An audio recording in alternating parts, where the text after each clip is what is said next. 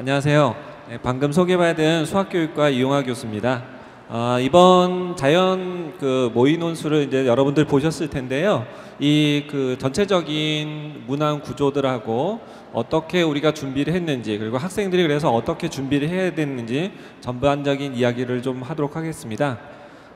먼저 이화여자대학교 자연계열 논술은요, 수리 문제로만 나오고 있습니다. 그러니까 이제 통합형은 아니고 굳이 과학 문제들은 나오지 않습니다. 이제 수학 문제만 나오니까 혹시라도 오해가 없으셨으면 좋겠고요. 그 다음에 굉장히 중요한 특징은 뭐냐면 타 학교들하고는 좀 달리 고등학교 교육 과정 내에서 출제를 하는 걸 원칙으로 하고 있습니다. 그래서 이제 저희 기출 문제들 여러분들께서 이제 살펴보시면 아시겠지만 교과 과정 내에서 나온 문제들이 거의 다고요. 그 다음에 약간 조금 소재가 조금 달라 보이는 것들조차도 교과서 내에서 소재를 선택을 해서 이렇게 문항 구조들을 조금 바꾼 형태 정도입니다. 다시 말씀드리면 이게 왜 중요한 이야기냐면은 여러분들이 자연계열 같은 경우에는 수리 논술의 문제를 어떻게 잘 풀어서 그것들을 잘 기술하느냐가 논술 전형, 특히 이제 수시 일반 전형에서 합격하는데 결정적인 요소가 됩니다. 뭐 많이 들으셔서 아시겠지만 학생부하고 논술하고 섞어서 내지만 학생부보다도 논술이 가장 중요하게 적용이 되고요. 인문보다도 여기 수리 쪽에서는 답의 적절성에 굉장히 무게중심이 있기 때문에 정확하게 문제를 잘 풀어나갔느냐 하는 것이 굉장히 중요합니다. 그래서 그 부분이 굉장히 중요하니까 그 부분을 다시 한번 강조를 드리고요. 그 다음에 이제 전체적인 수리 논술을 준비하실 때 어떻게 할 거냐가 아마 학생들도 그렇고 학부모님들도 그렇고 굉장히 많이 고민하시는 분일 거예요. 그 부분이 뭐 예를 들어서 사설 학원이라든지 아니면 학교에서 방과 후에 공부를 한다든지 할 때 도대체 논술을 어떻게 준비할 거냐, 이게 굉장히 큰 이슈입니다. 근데 마땅한 대안이 없어요. 근데 저희가 이제 말씀드리는 건 굉장히 중요한 건 고등학교 교육 과정 내에서 소재를 선택해서 문제를 구성을 하고요. 그 다음에 문제의 형식이라든지 난도 정도는 여러분들께서 이제 수능 시험의 수학 문제들을 보셨을 거예요. 거기 보시면 서술형 문제들이 있습니다. 그 문항보다는 난도가 조금 높지만 그와 비슷한 서술형 문항의 것들을 연습을 하면 된다, 이렇게 생각하시면 될 겁니다. 어찌 보면 수능 준비하는 거 외에 따로 준비를 안 해도 될 정도로 저희가 조금 맞추고 있고요. 그렇지만 수능 정도의 난이도 정도에 머물 거면 굳이 저희가 또 시험을 다시 볼 필요가 없습니다. 그래서 난도는 그거보다는 조금 더 높게 설정을 해서 출제를 하려고 이렇게 설정이 되어 있습니다. 내용을 오늘 이제 보았던 그 내용을 좀 보시면 다음과 같습니다. 오늘 출제했던 내용들에서 사용한 소재는 로그 함수, 그 다음 포물선, 그 다음 미분, 그 다음에 경우의 수, 그 다음에 확률. 그래서 이제 교육과정 내에서 보시면 늘 자주 연습하던 그런 내용들입니다. 그래서 크게 벗어나지는 않고요. 문제들을 하나씩 보면서 우리가 이제 살펴보도록 하겠습니다. 첫 번째 문제인데요. 학생들은 아마 이 문제를 보고 굉장히 당황스러웠을 수가 있습니다. 당황스러운 건 뭐냐면 이 내용이 어려워서가 아닙니다. 이 내용은 아주 간단해요. 그냥 그러니까 서기 전후 해갖고 한 12,000년간의 인구 증가율에 대한 추정표를 제시를 해놨어요. 그런데 보통 우리가 함수 그래프 보는 거하고 조금 다르게끔 했던 거는 왼쪽 편에 있는 Y축에 해당되는 부분이 로그 스케일로 되어 있는 거예요.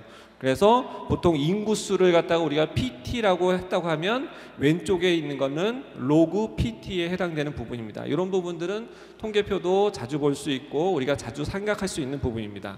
로그 함수는 우리가 이제 상용 로그 같은 경우 특별히 자주 교육과정에서 많이 다루고 있는 것이라서 이제 우리가 선택을 했습니다. 근데 이제 학생들이 이제 당황스러워할 수 있는 부분은 뭐냐면 여기에 있는 설명들을 꼼꼼하게 읽는 게 연습이 안 돼 있어요. 그래서 아마 읽는데 뭘 어떻게 해야 될 건가라는 걸 해석하는데 아마 시간이 많이 들었을 거고 그걸 기술하는 것이 아마 조금 시간이 많이 들었을 겁니다. 그래서 내용 그 문제들을 좀 볼게요. 여기 이제 문제들을 들어가기 전에 물어보는 부분이 있는데 농경 시대에 해당되는 부분에 대해서 첫 번째 문제를 물어봤었고요. 그 다음에 세 번째 문제는 산업화 쪽에 있는 그 구간에서의 해당되는 부분을 물어보고 있습니다. 이게 첫 번째 문제인데요. 기원전 5000년부터 기원 후 이제 1600년 사이에 인구가 이제 변화를 했는데 그 사이에 인구가 일정한 비율로 증가를 했다 이겁니다. 그래프를 보시면 이제 그 직선처럼 표현이 되어 있는데 그 일정한 비율이라는 것이 거기 이제 첫 번째 포인트를 보시면 됩니다. 그래프상에는 1차 함수로 표현이 되어 있지만 직선처럼 되어 있으니까 그것이 원래 인구 입장에서 보면 인구 수 함수의 입장에서 보면 지수 함수 꼴이 되겠죠. 그래서 일정한 비율이라는 거는 저기에 표현되어 있는 이 B 부분을 일정하게 우리가 가져가겠다라는 부분입니다. 그래서 이 부분을 해당되는 데이터들이 이제 주어져 있는 부분이 있습니다. 그 기간 동안 약 100배의 인구수가 이제 증가를 했는데 이걸 로그 스케일로 우리가 이제 바꿔서 B 값을 찾아낼 수가 있죠. 이 부분은 아마 뭐 특별한 그 연습 없이도 금방 알 수 있습니다. 내가 이 문제를 어떻게 풀 건지 설정만 하면 자연스럽게 그냥 해결될 수 있는 부분이고요. 그래서 B를 결정하고 나면 인구수가 2배가 될 때 얼마만한 시간이 필요하겠냐라는 질문에 대한 답을 금방 구할 수 있을 거예요. 그래서 그 캐피탈 T로 되어 있는 요 대문자 T로 되어 있는 부분을 우리가 찾아내면 약 990년. 그러니까 그 기간 동안에는 한 1000년마다 인구수가 한 2배 정도씩 계속 늘어나고 있었구나. 이런 부분들을 자연스럽게 기술하실 수 있었을 겁니다. 다음 문제를 보시면요. 이제 그 조금 더 정보를 더 줍니다. 이런 부분들은 굉장히 많이 그 사용하는 기법인데요. 논술 문제를 설정을 할 때 제일 좋아하는 타입 중에 하나입니다. 아주 쉬운 형태의 정보들을 주고서 학생들이 이제 문제를 기술하게 하고 그 다음에는 추가적인 조건들을 활용할 수 있을 만한 조건들을 학생들한테 제시를 합니다. 그래서 문제 두 번째에서는 70배 중에 대한 그 식을 하나 제시를 해줬어요. 그래서 그걸 활용을 해서 문제를 한번 풀어봐라 라고 했습니다. 그래서 그 어떻게 근사를 해야 되는지에 대해서 이제 문제를 해결해 나갈 텐데요. 그 내용상에는 이렇게 되어 있습니다. 어떤 숫자들이 2배가 되는 데는 어떤 식이 필요한지를 갖다가 조건으로 제시를 해줬어요. 근데 지금 현재 문제에서는 약 100년 동안 4배 증가한 게 되어 있어요. 그렇다면 주어져 있는 조건을 활용하려면 2배 되는 경우들을 우리가 설정을 해야지 적용 가능하니까 4배로 표현되어 있는 정보들을 2배짜리로 바꾸는 작업이 필요하겠죠. 그래서 2배 되는데 50년이 필요하다는 부분을 캐치를 해내야 됩니다. 이 부분만 캐치해내고 나면 나머지는 주어져 있던 70배 중 법칙이라는 거에다가 50년을 대입하면 자연스럽게 문제가 해결이 되게 되겠어요. 그래서 요거는 주어진 조건하고 문제를 어떻게 해석하는지만 이해하고 나면 특별히 뭐 적용할 식도 별로 없는 그런 문제입니다. 다음번 이제 세 번째 문제는요. 산업화 시기에 대한 부분이에요. 거기에 보시면 산업화의 전기 부분 350년하고 후기 부분 100년하고에 대해서 인구 증가율이 어떻게 되어 있었는지를 제시하고 있습니다. 그래서 4배씩 증가했던 것들을 얘기하고 있는데요. 추정을 하는 겁니다. 전기 부분에 그렇게 인구 증가율이 어느 정도 나왔었는데 그게 만약에 2분의 1 정도의 증가율밖에 안 됐었다고 하고 후기 부분도 원래 증가율이 있었는데 그거에 한 4분의 1밖에 증가율이 안 됐다고 하면 450년이 지난 다음에 인구가 실제로 한 어느 정도 됐었을지 한번 추정을 해보자 라는 부분입니다. 그래서 전기 350년 동안 우리가 원래는 4배가 증가했었고요. 그 다음 후기 때 100년 동안 4배가 증가했다라고 이제 기술이 되어 있어요. 그래서 이제 2배 되는 데는 전기는 175년이 걸렸을 거고 후기는 50년 정도가 소요가 됐었을 거예요. 근데 만약에 그 증가율 자체가 전기는 2분의 1, 후기는 4분의 1로 줄었다고 하면 2배 되는데 걸리는 시간이 350년이 걸렸을 거라고 우리가 추정할 수 있겠죠. 그 다음에 후기도 2배가 되는데 소요되는 시간은 한 200년 정도가 소요될 거라고 생각이 돼요. 그런데 그럼 이제 우리가 450년 동안은 어떻게 그 바뀐 증가율을 반영했을 때 어떻게 됐을 거냐라는 걸 우리가 이제 생각해 보는 문제죠. 그래서 350년에 2배씩 들어가니까 350년 딱 지났으니까 딱 2배가 됐겠네요. 그리고 후기 때도 2배 되는데 200년이 걸리는데 100년 딱 소요가 됐으니까 2분의 1 정도 됐으니까 루트 2배 정도로 증가가 됐겠죠. 그래서 450년이 다 지나고 나면 전기의 2배, 그 다음에 루트 2배, 그래서 총 2루트 2배 정도의 증가율을 보일 수 있었겠다라고 이렇게 기술해 주시면 되겠죠. 그래서 첫 번째 문제는 배점도 그렇지만 아주 난이도를 높게 설정한 건 아닙니다. 근데 학생들이 불편할 수 있었던 건 뭐냐면 서술형 문제에 대표적으로 우리가 나타나는 그 문장들을 잘 이해하고 해석해내는 능력, 이것이 굉장히 요구되는 부분이죠. 식 자체라든지 활용하는 지식이라든지 이런 것들은 난이도가 굉장히 낮은 편이에요. 그렇지만 그 문제를 갖다가 이해하고 분석하는 능력이 어떻게 되느냐에 따라서 점수의 차이가 굉장히 많이 날 수 있는 부분이겠죠. 그 부분이 약간 트레이닝이 필요한 부분이에요. 다음 부분은 어떤 도형 문제입니다. 실제로 이제 주어져 있는 그 도형은 포물선으로 주어져 있는데요. 포물선이라는 얘기는 한마디도 없습니다. 그냥 주어져 있는 조건은 어떻게 되어 있냐면 직선이 위쪽에 하나 있고 y equals k라는 직선이 하나 주어져 있고 그 밑에 어떤 곡선이 하나 존재하는데 그 곡선이 원점을 지나가더라. 그 다음에 곡선 위에 있는 점들에서 고정점인 R까지의 거리하고 그 다음에 그 직선 위에 수선의 발을 내렸을 때 그 점까지 Q까지의 거리까지 이렇게 합했더니 항상 일정하더라, 이런 부분이에요. 그래서 이런 어떤 그 조건들을 활용을 해서 저 곡선이 어떻게 되는지를 한번 파악을 해보자 라는 부분입니다. 이런 부분들은 아마 고등학교 교과과정 보시면 자취 문제라고 되어 있어요. 도형에 자취 문제가 있는데 거기에서는 수없이 이제 연습을 했을 거예요. 그렇지만 수없이 많이 연습을 했었지만 또 이 조건은 또 처음 봤을 수도 있겠죠. 내가 연습 안 했을 수도 있지만, 근데 자취 문제에서 내가 자취 문제를 해결할 때 어떻게 접근했었던가 라는 것들을 잘 적용하면 어렵지 않게 풀릴 수 있는 부분입니다. 한번 보시죠. 첫 번째는 그냥 그 그래프가 어떻게 됐었는지 그 함수를 갖다 한번 구해봐라, 이런 부분이에요. 자, 주어진 조건은 뭐냐면 그 PR, 선분 PR하고 PQ의 합을 구하면 그게 항상 일정하다라는 거예요. 그래서 좌측편으로는 일정하다라고 해서 상수 C를 썼고요. 특별히 원점을 지나기 때문에 길이가 A 플러스 B, K가 나올 거예요. 그래서 그거는 아마 조건에서 보시면 금방 아실 수 있고, 오른쪽 편으로 전개되어 있는 부분은 PR하고 PQ에 대해서 주어져 있는 좌표들에 의해서 직접 거리를 계산한 겁니다. 그래서 이걸 표현을 해보면 두 번째 줄에서 식을 전개할 수 있겠죠. 스퀘어 루트가 있으니까는 그 부분을 제곱해 갖고 해결을 하려고 아마 자연스럽게 접근을 하셨을 거예요. 그래서 여기 첫 번째 줄까지 설정만 하시고 나면 그다지 어려울 게 없습니다.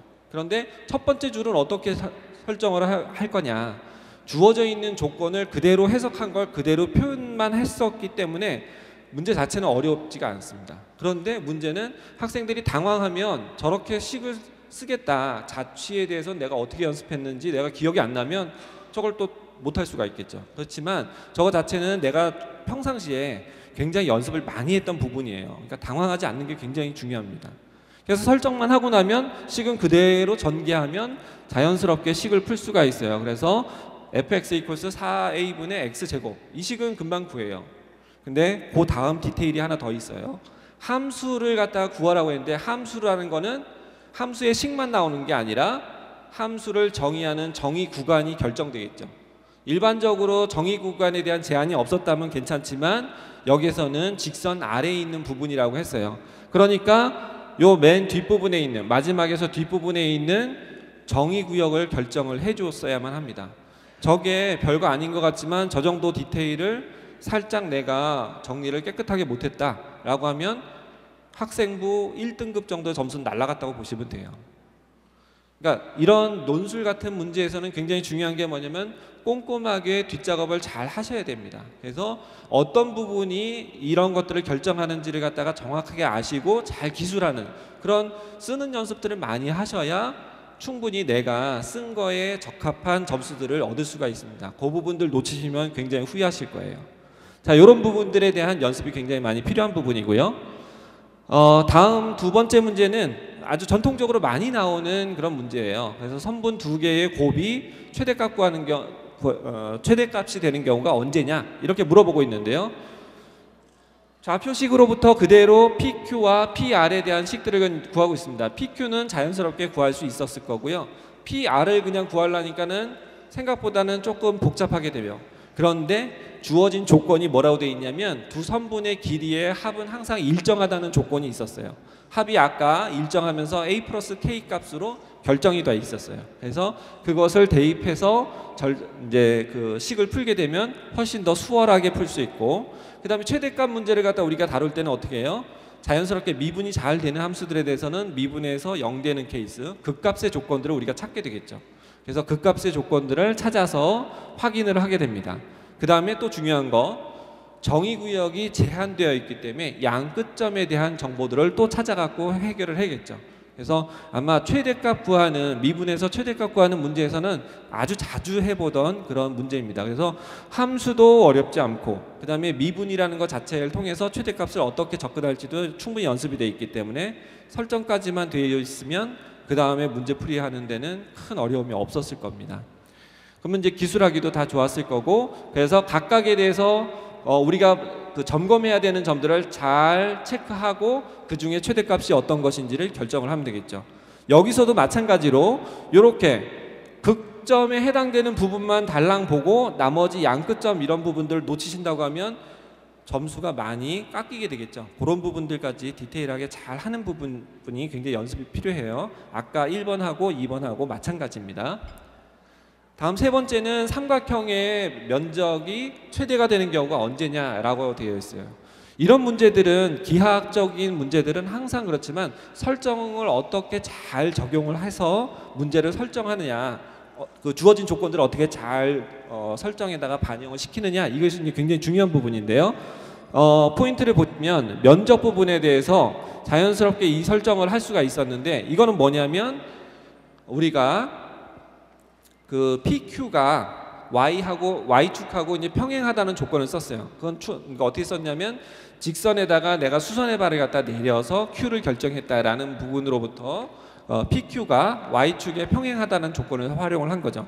그래서 X축의 좌표하고 그 다음에 Y축의 그 좌표 값의 차이만큼이 이제 그 삼각형을 결정을 하는, 면적을 결정하는 두 개의 요소가 되겠어요. 그래서 그걸 결정을 해서 문제를 풀면 되겠습니다. 그런데 이거를 쭉 기술을 하려고 보니까 적절하게 미분을 해서 내가 구하면 되겠는데 문제는 절대값이 들어가 있는 거죠. 그래서 절대값을 들어가 있는 함수를 갖다가 내가 미분할 줄은 모르니까 구간을 적당히 나눠서 생각을 해야 돼요. 근데 구간을 나눠서 생각을 하는데 너무나도 다행인 것은 Y축을 중심으로 해서 X축이 이제 X값이 양수 쪽인 거나 이제 음수 쪽인 곳이나 대칭으로 되어 있다는 거죠. 그래서 대칭이니까 한쪽만 계산을 해서 어떻게 최대값을 구할 수 있는지를 결정하고 나면 나머지는 대칭값에 의해서 그대로 구할 수가 있겠죠. 그래서 그 부분들에 대한 기술이 좀 필요할 거예요. 그 다음에 구간을 이렇게 적당히 나누어서 미분을 해서 전개를 해야 되는 부분이 또 중요할 거예요. 이런 부분들에 대해서 내가 기술 없이 그냥 했다고 하면은 점수가 약간 감점 요인이 있겠죠. 내가 생각하고 있는 바들을 그대로 글을 쓸 때 마저 반영을 시켜서 글을 써 주셨어야 그 부분들에서 감점 요소들을 극복할 수 있으니까 그런 부분들 신경 쓰셔야 돼요. 네.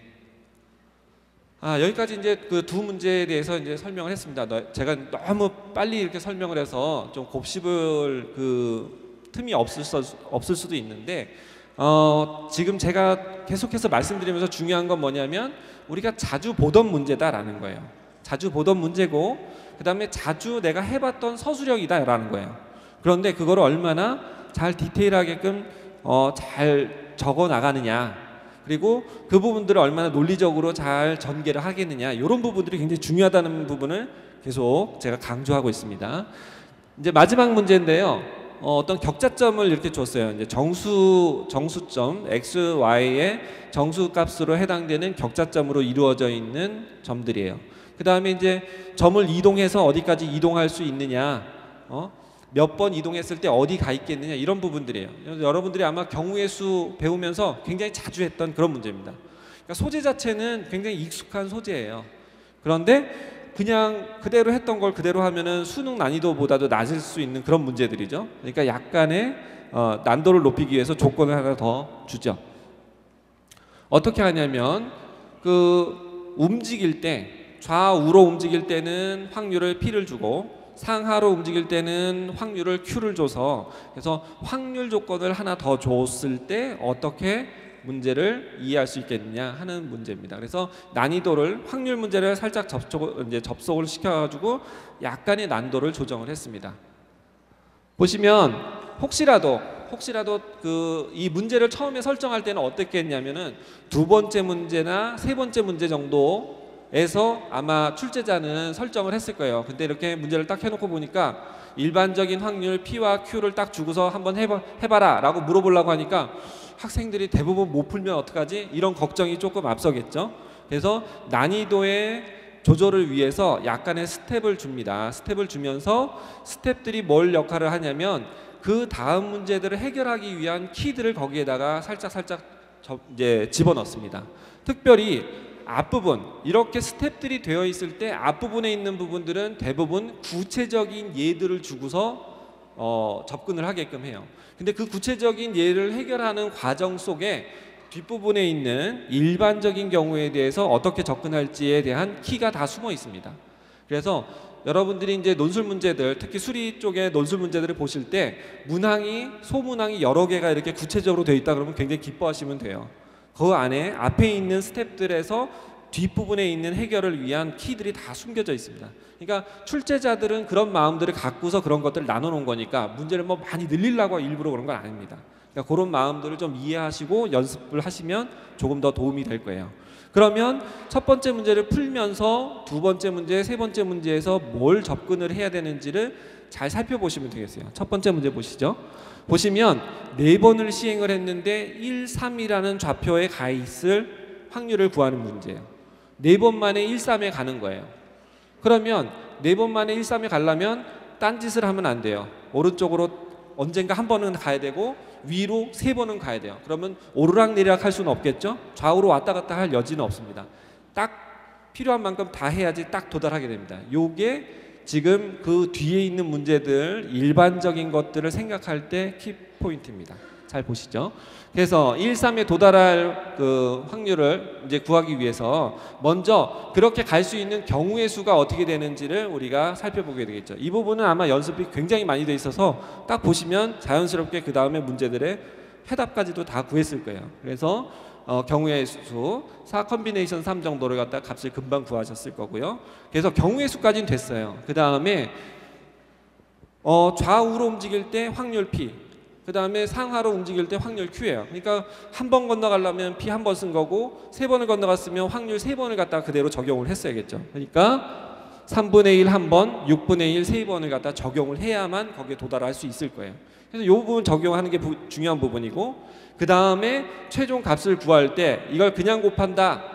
물론 답은 되겠죠. 그런데 내가 그냥 곱한 이유를 적시를 해야 됩니다. 내가 왜 그렇게 할 수밖에 없었는가? 이게 독립시행이다라는 부분을 적시하느냐 마느냐는 굉장히 중요한 부분입니다. 아시겠죠? 그런 부분이 있는 학생하고 없는 학생들에 대해서는 채점하시는 분들이 고려하시는 부분이 달라지겠죠. 그러니까 그런 것들을 내가 왜 이렇게 곱했느냐 하는 부분들을 표현을 할 수 있어야 돼요. 그러니까 서술형 문제, 논술 문제 이런 데서 굉장히 중요한 거는 내가 그 답을 기술할 때 왜 그렇게 기술을 하는지를 표현을 하는 것이 굉장히 중요한 거예요. 연습을 하실 때 그 부분을 놓치지 말고 계속 연습을 하셔야 돼요. 자, 그러면 1번 문제를 보시면서 봤던 그런 키포인트를 2번 문제에서 한번 적용을 해보죠. n번 시행을 했어요. 그 다음에 좌표 K하고 L로 갔는데 K하고 L하고 딱 더한 게 N이에요. 그러니까 딴짓하지 말고 바로 가서 그 위로 올라가서 붙으라는 거예요. 그러니까 우측으로 K번, 그 다음에 위쪽으로 L번 딱 움직이면 딱 그 자리에 도달하는 거죠. 좌우를 왔다 갔다 할 여지도, 상하를 오르락내리락 할 여지도 없습니다. 딱 그 해당되는 것만 딱 움직여서 가야 돼요. 그러면 이제 문제는 앞에서 했던 거랑 똑같이 해결이 되겠어요. 그래서 K를 K라고 놓고 나면 L에 해당되는 건 N-K로 우리가 되겠죠. 2개 더해서 N이었으니까 이렇게 표현을 하고 나면 우측으로 K번, 위로 N-K번, 그래서 경우의 수가 K 컨비네이션 N-K 이렇게 딱 나옵니다. 그러면 그 다음에 경우의 수는 결정이 난 거고요. 그 다음에 독립 그 시행에 해당되는 확률들은 각각 P가 K번 등장했고 Q가 N-K번 등장했기 때문에 나머지 합산하면은 결정이 되겠어요.